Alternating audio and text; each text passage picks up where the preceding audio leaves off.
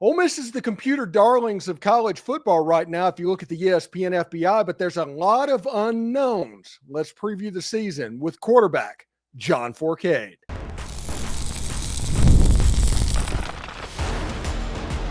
You are Locked On Ole Miss, your daily podcast on the Ole Miss Rebels. Part of the Locked On Podcast Network, your team every day.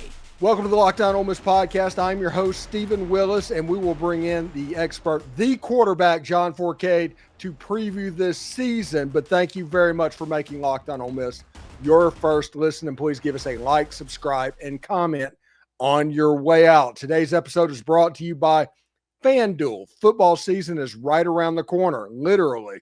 Visit the FanDuel app today and start planning your futures bets now. So, John, I'm very excited to what's going to be this unknown football season. The computers love Ole Miss, but they are turning over a lot. What is your perspective? Well, when you say the computers love Ole Miss, is that a 10-win season? Is it an 11-win season? Or is it just the fact that they just think they're going to be a 8-win season, 9-win season? But listen, the way Ole Miss goes this year is going to be through a guy named Simmons. And you know who I'm talking about, Austin. He's the guy that's got to make the decision for this football club. I know Lane Kiffin's there. We all know that. We know the defense is solid with their defensive coordinator. The biggest question is, and you know as well as I do, Steven, when this season began, is what or who will be replacing all these players who left for the NFL or the end of their college career. They have lost a lot of players, and granted, Lane Kiffin knows how to go into that portal and get some players. I just don't know if he's got the players in the portal this year that he had last year when they predicted that Ole Miss would possibly get into the college playoffs. So it's a wait-and-see situation. It ain't going to be 4 easy cupcake games. They start out with a cupcake, and then they got to go to Kentucky. Granted, Kentucky's not the same Kentucky from last year, but it's SEC. So whenever you got up to Ole Miss and you were going to make your first start, like Austin Simmons is getting ready to do, what are your memories of that first start? What was going through your head? What was the thing that was on your mind? Well, it's like any college football player coming from high school. You're a high school football player. Now you just step into the next level, which in your eyes as a player, you don't look at it as, okay, I'm going to step into when you go to the pros. And I've been through all 3 of these, high school, college, and pros. But to be able to go into the campus, and it's basically, you're playing with people basically close to your age, same situation. It's you got to be under control, basically, and say, look, I'm going to get an opportunity to play. Oh, now I'm getting an opportunity to start. And when that happens, you better be on your P's and Q's. You better dot the I's and cross the T's, because you cannot have your first start go into a game and not be prepared. And that's the only thing you as a football player want to do is, I want to be prepared, because everything they prepare you for, you got to figure that something's not going to be what they prepared you for. And if you know what I mean, is you go into a football game and they telling you, oh, it's cover three. And all of a sudden here comes a cover 2, like, where did this come from? So you're going to see some odd things happening. And that's what people don't understand with Austin's situation. Nobody knew what he brought to the table last year in the game against Georgia with that drive that he produced for them. And I hear people tell me all the time, oh, man, he had a great drive against Georgia. That's one game, one series. He has to go in this season and do it every game from day one. He's got the talent. We all know that. It's going to be about the coaching.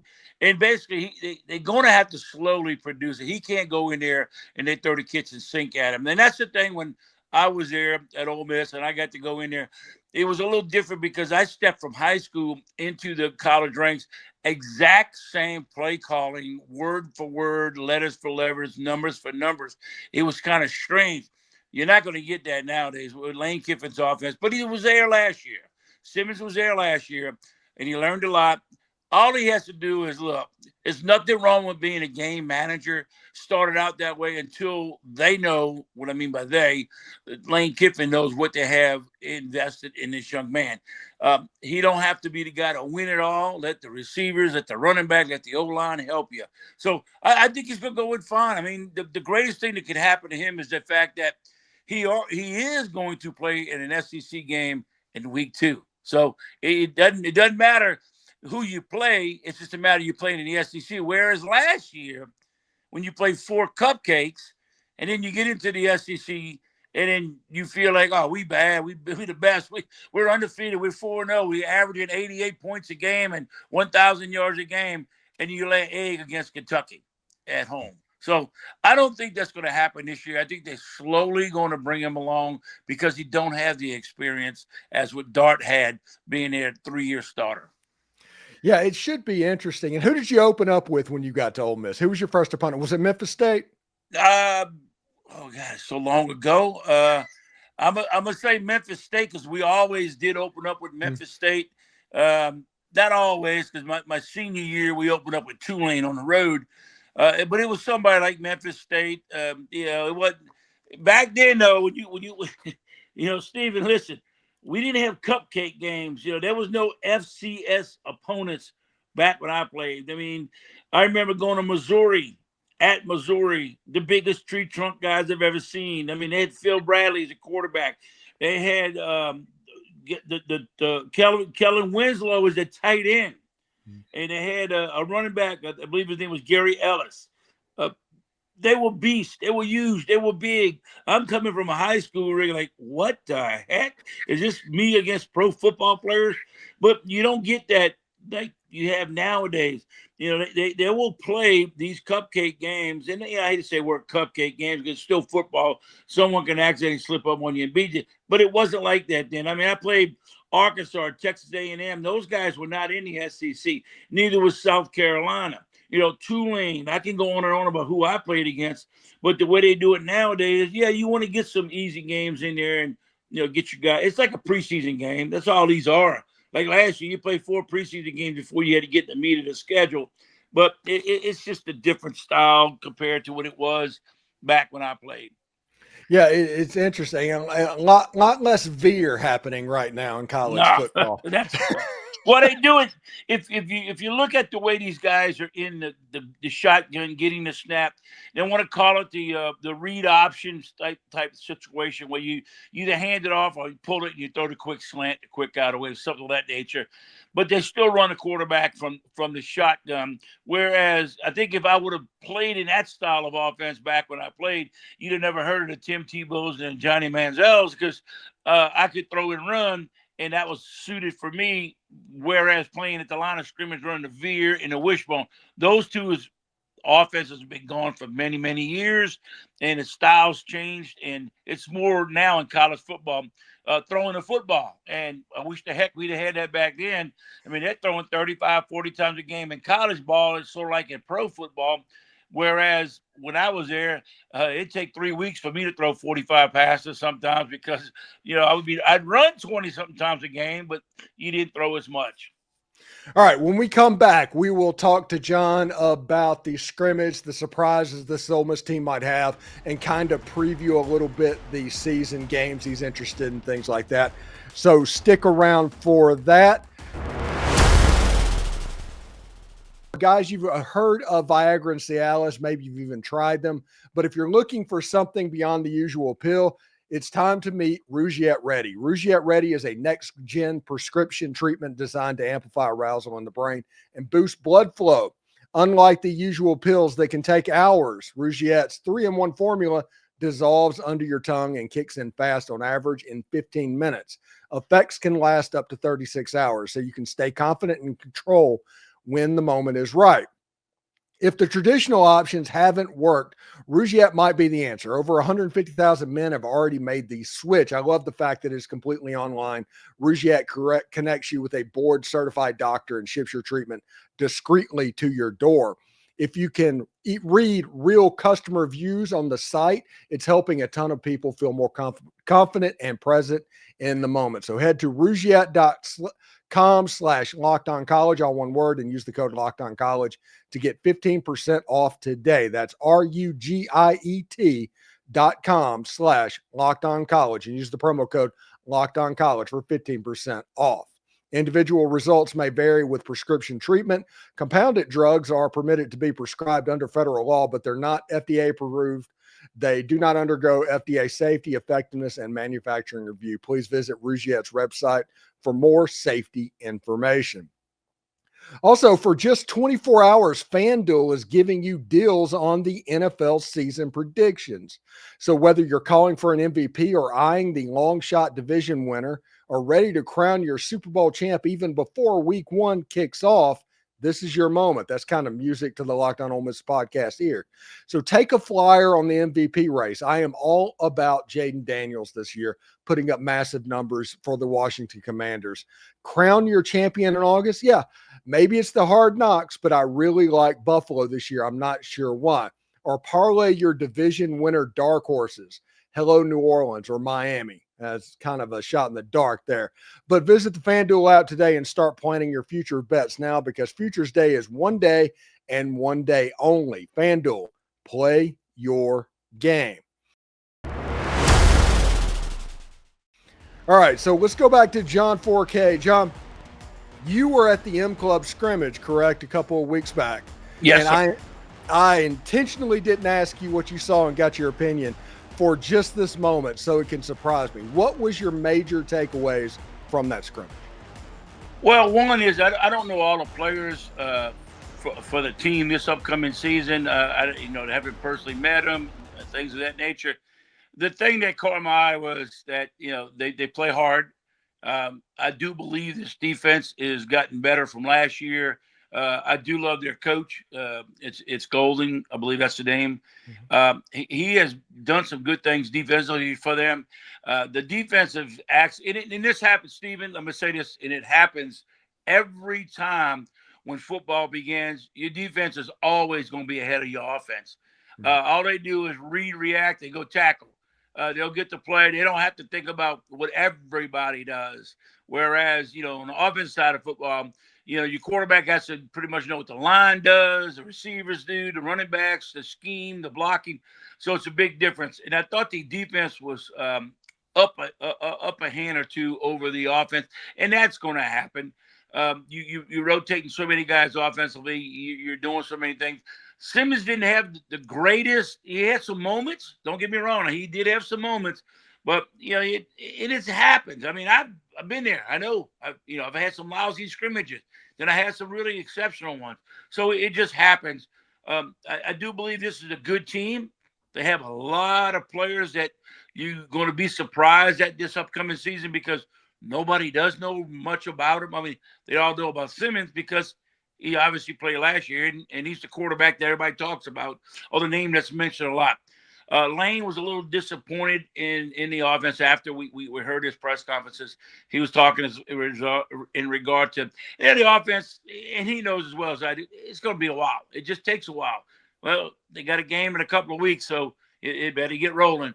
I like what I saw them out there, the young guys, the new guys.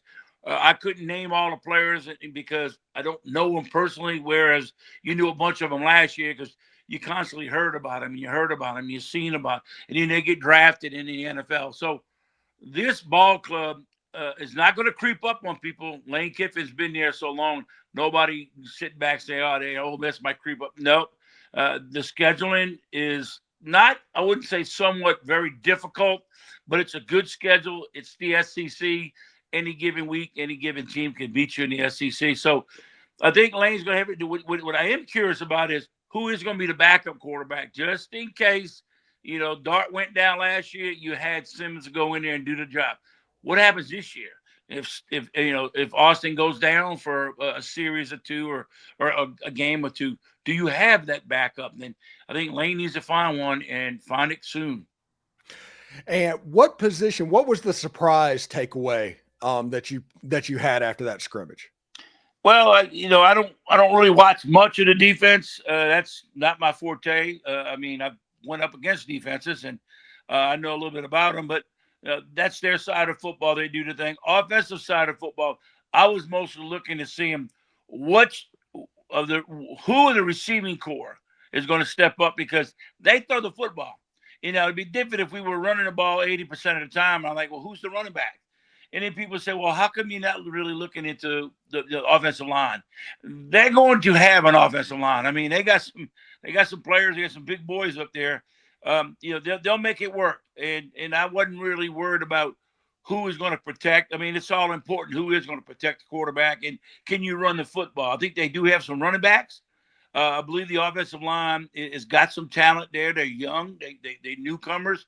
But who's catching the football? And I like I said, I can't pinpoint each guy's name. I don't know them all. I know they gave me the roster and I looked over it. But as you start watching, you just kind of figure out, this guy's going to be okay for them. This guy needs to work on some stuff.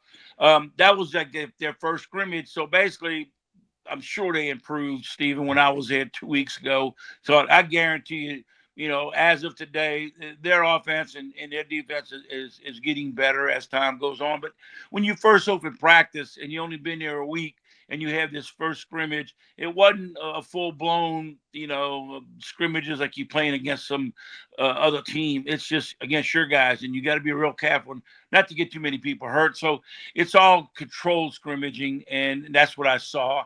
I just need to know who they throwing to. Because a lot of receivers, they can sit there and say all they want about certain teams, but Ole Miss has put some wide receivers in the NFL and has some studs play for that team for a lot of years. And I hope they can keep continuing it with this young quarterback that they have now. All right, let's change the subject real quick before I let you go and talk about the SEC as a whole going into week one. I genuinely think Auburn is on upset alert going into this week, traveling to Baylor. It's a chance for the Big 12 to get an SEC scout. It's going to be on the road. It's going to be a cauldron. I am fixated on that game for some reason. That game scares me. All the talk you've been hearing about Auburn lately, Hugh Freeze is on the bubble, and they say it's a hot seat for him. All the accolades he's brought over the years and where he's been. It's tough to do that. It's tough to go into another environment. And even though it's Baylor, what I mean by that, it's not going into a big, Wisconsin or somebody, that's a bigger name school that's got a bigger backing. But Baylor has a good coach and they're capable. I do love Baylor's quarterback. I watched him at the Manning's passing camp. I thought he was the best quarterback at the Manning passing camp.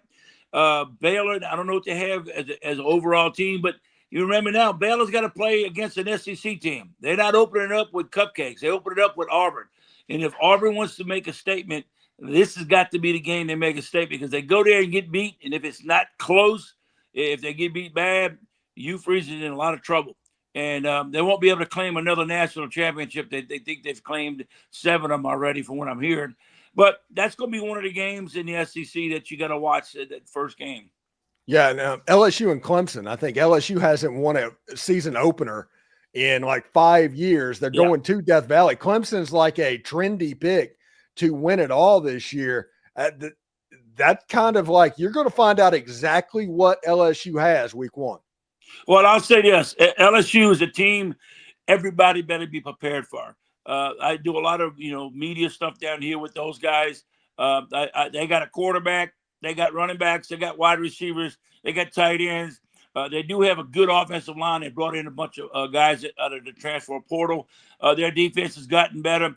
That's going to be one of the dark horse teams that I guarantee could have a possibility of maybe getting that chance to play for a national championship. I don't want to jump ahead of myself. They have the talent. Now, with all that being said, going to Clemson against a team that ended the year last year on fire. They played extremely well. They got a good quarterback. I like what I saw of him years ago, and then he's actually he went downhill, then he brought himself back up. So he's a quarterback you got to look out for. They got him ranked at one of the top quarterbacks to come out of the draft next season. Going to Clemson is not going to be an easy task for LSU. I can see LSU losing this game. If it's a close game, that's not going to deter LSU. It's going to hurt them the fact that they haven't won an opening game in years. But if you're going to lose an opening game, it better be the first one, that you lose, because you don't want to lose at the end of the year if you're trying to get into a playoff picture. But LSU-Clemson game is going to be probably the game of the week. There's no doubt about it. That Auburn-Baylor game is going to be a good one as well. But I think the Clemson-LSU game is going to be a dogfight. All right, you can hear from John Fourcade all during the season. We're going to do our Monday evening quarterbacks after the game, and he's going to kind of fill it in. Thank you, John, so much. What do you got going on this week, bud? Man, I'm just gonna relax. I closed down my tea shop. I got out of the business of the healthy loaded teas. I've been retired for 8 years, and I'm like, man, I went back to work for a while. It was to help out, but I am just relaxing, finishing up, and actually going to get ready for a lot of like sports shows and stuff. I have to get ready for because college football basically started yesterday, but it goes into this week is the big games, and so I got to get ready, prepared week in and week out. A lot of different shows, and we're gonna I think I'm working on a podcast. We're gonna get that thing rolling here with my guys from my old ESPN radio show. We might be doing a podcast as well. So I'm just going to relax for a few days and then get into it. All right. Thank you so much, John, for stopping by. And I look forward to talking to you each week, Mo. All right, Steven. I look forward to it. All right. Take care, man. Hotty toddy. All right. Thanks for making the Locked On Ole Miss podcast your first listen every day. And thank you for making it the go-to source for Ole Miss sports. We pride ourselves in offering the most comprehensive perspectives, which is why we are the front door of Ole Miss. If you don't believe us, check out Google Ole Miss podcast and see that we're 80% of the page. We are the front door of Ole Miss. So don't forget to subscribe, like, and comment. It helps the show and it's totally free. Your support means the world to us. For your second listen, check out the Portal Show. Brian Smith has the latest rumors, portal entries, and signings. Be the most informed fan on the rapid changes in college football's landscape. Find the Portal on YouTube or wherever you listen to podcasts. Hotty toddy, everybody. And remember, analytics is just the old English word that means bad football. We'll see you later.